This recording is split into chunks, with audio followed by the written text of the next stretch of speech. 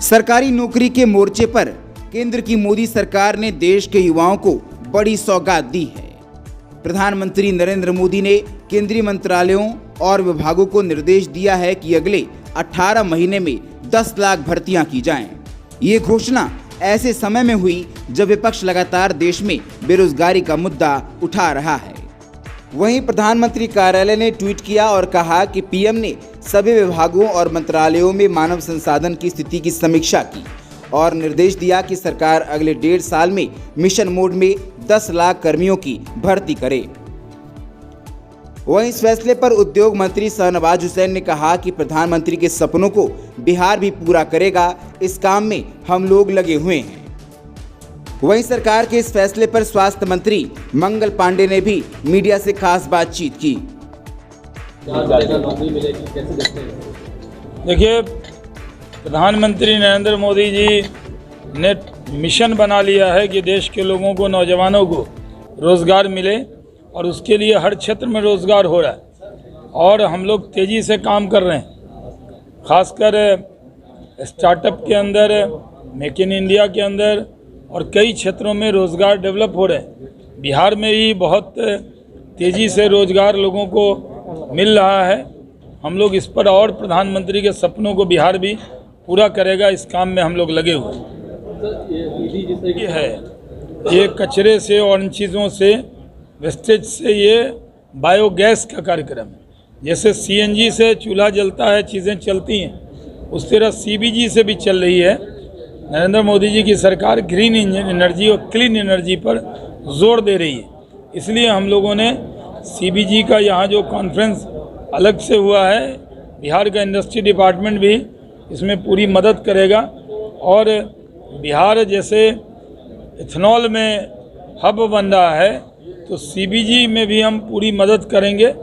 करीब 100 से ऊपर कंपनियां हैं जिनसे इनका एग्रीमेंट हुआ है।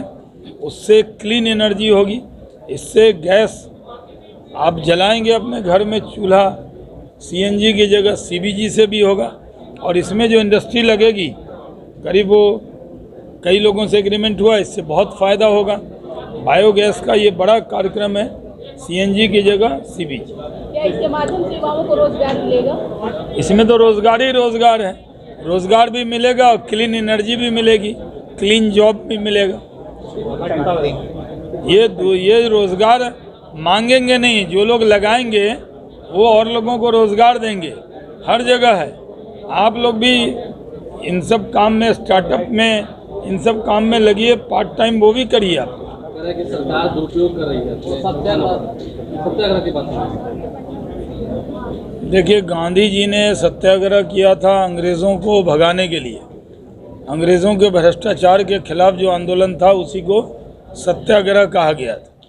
भ्रष्टाचार रोकने में अगर कोई भ्रष्टाचार कर रहा हो और उससे अगर ईडी पूछताछ कर रही हो तो ये तो पहले ही मामला अदालत में था और ईडी को पूरा अधिकार है।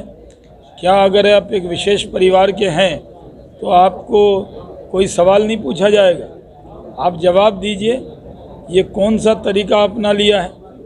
यानी सवालों का जवाब देने की जगह भ्रष्टाचार क्यों हुआ? नेशनल हेराल्ड का मामला तो अदालत में भी गया था, वहाँ से वो लोग बेल पे हैं, तो पूछताछ तो होगी। ये जो कार्यक्रम है, अगले 1.5 साल में 10 लाख रोजगार नरेंद्र मोदी जी ने निर्देश जारी किया, क्या कहना चाहेंगे? आदरणीय प्रधानमंत्री जी के नेतृत्व में देश आगे बढ़ रहा है और पूरा देश आज एक ही बात कहता है, मोदी है तो मुमकिन है। सरकार मित्र ने प्रश्न जो पूछा उसी में उसका जवाब है। कोविड की रफ्तार बढ़ रही है, ऐसे में बिहार से व्यवस्था।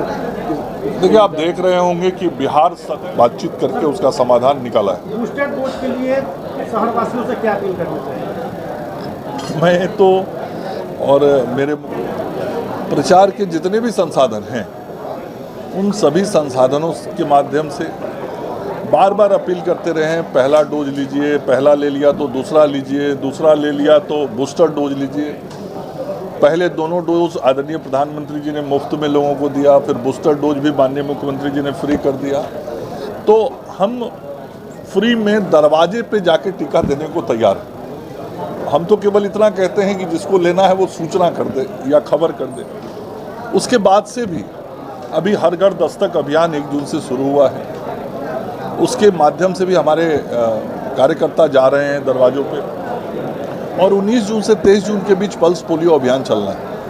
उस अभियान में भी कोरोना के टीकाकरण का ध्यान रखेंगे और हमारे कार्यकर्ता जो जाएंगे, लगभग 6000 से अधिक टोलियां बन गई हैं, और जो हमारे कार्यकर्ता जाएंगे वो जाके जब पल्स पोलियो का टीका करेंगे तो उसी समय कोरोना का भी टीका बूस्टर डोज उस घर में लगा कि नहीं लगा, सेकेंड डोज लिया कि नहीं लगा, इन सारी चीज़ों की निगरानी भी करेंगे और दिलवाने की व्यवस्था भी कराएंगे। तक रहता है और हम माननीय मुख्यमंत्री जी के नेतृत्व में हर तरीके से कोविड के नियंत्रण, कोविड के टीकाकरण, कोविड के अंदर स्वास्थ्य व्यवस्थाओं को देने के लिए बेहतर प्रबंधन करते हैं। और अभी कुछ दिनों से जब देश के दूसरे राज्यों में कोरोना के केसेस बढ़ने के समाचार मिलने लगे, उसी वक्त से हम लोग अलर्ट थे। हालांकि उसके पहले से भी बिहार एक ऐसा राज्य है जिसने देश के अंदर जब पिछले 3-4 महीने में कोविड के केसेस कम हुए थे तो